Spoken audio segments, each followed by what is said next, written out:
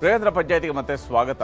ಈಗ ನಾವು ಎರಡನೇ ಸುದ್ದಿಯನ್ನು ನೋಡೋಣ. ಪಂಚಾಯಿತಿಯಲ್ಲಿ ಆಣೆ, ಧರ್ಮಸ್ಥಳದಲ್ಲಿ ಹೋಗಿ ನಮ್ಮ ಶಾಸಕರಿಂದ ಆಣೆ ಮಾಡಿಸ್ತೀನಿ, ಈ ತೀರ್ಮಾನಕ್ಕೆ ಬಂದಿದ್ದೀನಿ ಅನ್ನುವಂಥ ಮಾತನ್ನು ಹೇಳಿದಂಥವರು ವಿಜಯೇಂದ್ರ. ಆದರೆ ಬಿಜೆಪಿಯಲ್ಲಿ ಕ್ರಾಸ್ ವೋಟಿಂಗ್ನ ಧರ್ಮ ಸಂಕಟ ಇನ್ನೂ ಕೂಡ ಮುಂದುವರೆದಿದೆ. ಯಾಕಂದರೆ ಈ ಧರ್ಮ ಸಂಕಟದಿಂದ ಪಾರಾಗೋದಕ್ಕೆ ಬೇಕಾಗಿ ಈಗ ವಿಜಯೇಂದ್ರ ಅವರು ಖುದ್ದು ಧರ್ಮಸ್ಥಳಕ್ಕೆ ಹೋಗಿದ್ದಾರೆ. ಧರ್ಮಸ್ಥಳದ ಹೆಸರು ತಂದಿದ್ದಕ್ಕೆ ವಿಜಯೇಂದ್ರ ಅವರಿಂದ ಮಂಜುನಾಥ ಸ್ವಾಮಿಯ ದರ್ಶನಕ್ಕೆ ಅವರು ಹೋಗಿದ್ದಾರೆ. ನಾಳೆ ಬೆಳಗ್ಗೆ ಮಂಜುನಾಥನ ದರ್ಶನವನ್ನು ಪಡೆಯಲಿದ್ದಾರೆ BY ವಿಜಯೇಂದ್ರ. ಆಣೆ ಪ್ರಮಾಣಕ್ಕೆ ವಿರೋಧದ ಬಳಿಕ ತಾವೊಬ್ಬರೇ ಧರ್ಮಸ್ಥಳಕ್ಕೆ ಭೇಟಿಯನ್ನು ಕೊಡ್ತಾ ಇದ್ದಾರೆ. ಆಣೆ ಪ್ರಮಾಣಕ್ಕೆ ಪಕ್ಷದಲ್ಲಿ ವಿರೋಧ ವ್ಯಕ್ತವಾಯಿತು. ತಾವೊಬ್ಬರೇ ಧರ್ಮಸ್ಥಳದಲ್ಲಿ ವಿಶೇಷ ಪೂಜೆಯನ್ನು ಸಲ್ಲಿಸುವಂತಹ ಸಾಧ್ಯತೆ ಇದೆ. ಅಲ್ಲಿ ಹೋಗಿ ದೇವರ ದರ್ಶನವನ್ನು ಪಡ್ಕೊಂಡು ಬರಬಹುದು. ನಾಳೆ ಬೆಳಗ್ಗೆ 9 ಗಂಟೆಗೆ ಧರ್ಮಸ್ಥಳದಲ್ಲಿ ಸುದ್ದಿಗೋಷ್ಠಿಯನ್ನು ಕೂಡ ಅವರು ನಡೆಸುವಂತಹ ನಿರೀಕ್ಷೆ ಇರುವಂಥದ್ದು. ಹಾಗೆಯೇ ಧರ್ಮಸ್ಥಳಕ್ಕೆ ಹೋದ ಮೇಲೆ ಅಲ್ಲಿ ಧರ್ಮಸ್ಥಳದ ಧರ್ಮಾಧಿಕಾರಿಯವರು ಕೂಡ ಭೇಟಿಯಾಗಿ ಅವ್ರ ಜೊತೆ ಕೂಡ ಮಾತನಾಡಿ ಬರಬಹುದು. ಆಣೆ ಪ್ರಮಾಣಕ್ಕೆ ವಿರೋಧವನ್ನು ಅವರದೇ ಪಕ್ಷದ ನಾಯಕರುಗಳು ವ್ಯಕ್ತಪಡಿಸಿದ್ರು. ಈ ರೀತಿಯಾಗಿ ಆಣೆ ಪ್ರಮಾಣ ಮಾಡೋದು ಸರಿಯಲ್ಲ, ಧರ್ಮಸ್ಥಳದಲ್ಲಿ ಹೋಗಿ ಧರ್ಮಸ್ಥಳವನ್ನು ರಾಜಕೀಯಕ್ಕಾಗಿ ಎಳೆದು ತಂದಿದ್ದು ಸರಿಯಲ್ಲ ಅನ್ನುವಂತಹ ಅಭಿಪ್ರಾಯ ಅವರದೇ ಪಕ್ಷದಿಂದ ವ್ಯಕ್ತವಾಗಿತ್ತು.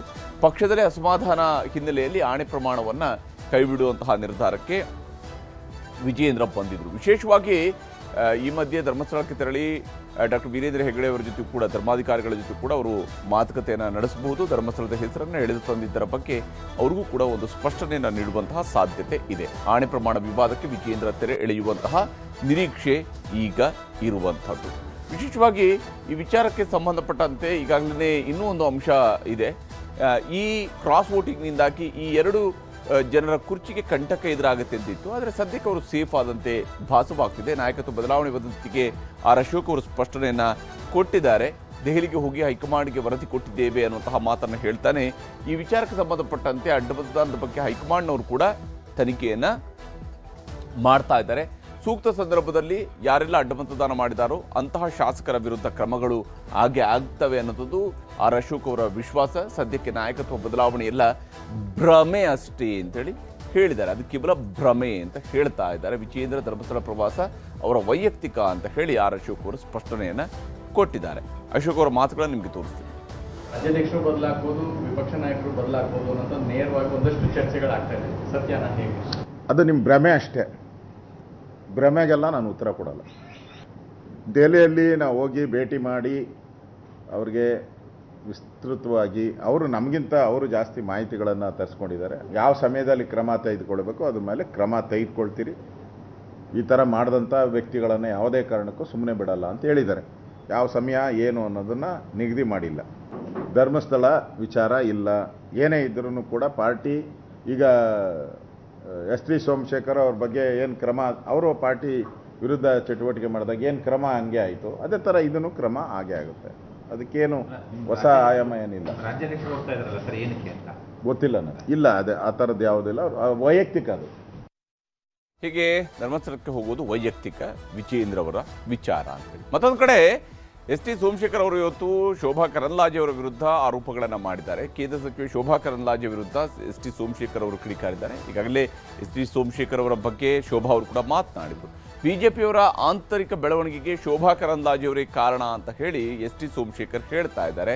ಉಚ್ಚಾಟಿತ ಶಾಸಕ ವಿಜೇಂದ್ರ ಅಶೋಕ್ನ ಕಂಡ್ರೆ ಶೋಭಾ ಅವರಿಗೆ ಅಸೂಯೆ ಇದೆ ಅಂತ ಹೇಳಿ ಪತ್ತೆ ಹಚ್ಚಿದ್ದಾರೆ ಸೋಮಶೇಖರ್ ಅವರು.